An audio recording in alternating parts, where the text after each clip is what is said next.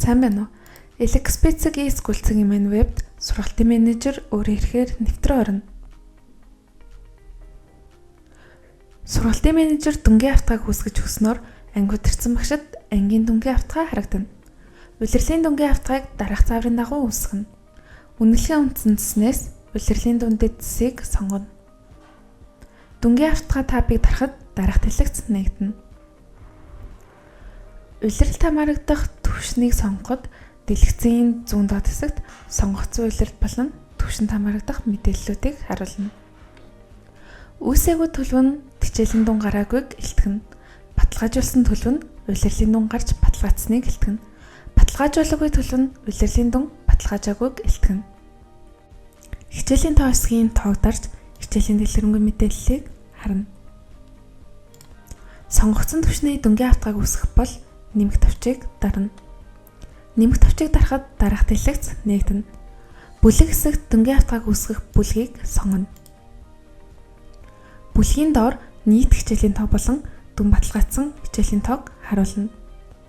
Аргачлал хэсэгт голч дүн болон дундаж гэсэн сонголт гарч ирэх ба 1-8 үнэлгээний төрөлтэй тохиолдолд дундаж сонголтыг сонгоно. GPA үнэлгээний төрөлтэй бол голч дүн сонголтыг сонгоно. 1-2 дугаар анги бол тооцов сонголтыг сонгоно. Чансаа бодох бол чансаа бодох хэсэг цонхыг зөвлөнө. Бодох тавчийг дарахад дүнгийн автаа бодогдож дараах дэлгэц нээгдэнэ.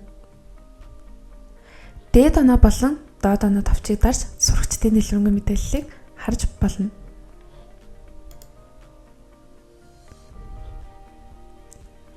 Баталгаажуулах тавчийг дарж дүнгийн автгааг баталгаажуулна. Баталгаажуулсан дүнгийн автгааны дэлгэрэнгүй мэдээллийг харагдах бол дэлгэцийн баруун талд харагдаж буй нүдний зургийг дарахад дүнгийн автгааны дэлгэрэнгүй мэдээлэл харагдана. Хэрвээ баталгаажуулсан дүнгийн автгааг идэвхгүй болох бол дэлгэцийн баруун талд харагдаж буй X тэмдэглэгийг дарна.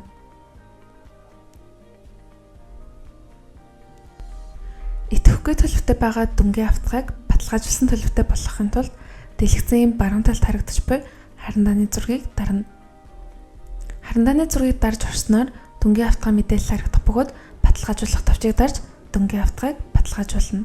Хэрвээ дүнгийн автгаагаа устгах гэж байгаа бол дэлгэцийн баруун талд харагдаж буй хогийн самны зурган дээр даран дүнгийн автгааг устгана. Нэгэн тусдагсан мэдээллийг сэргээх боломжгүйг анхаарна уу?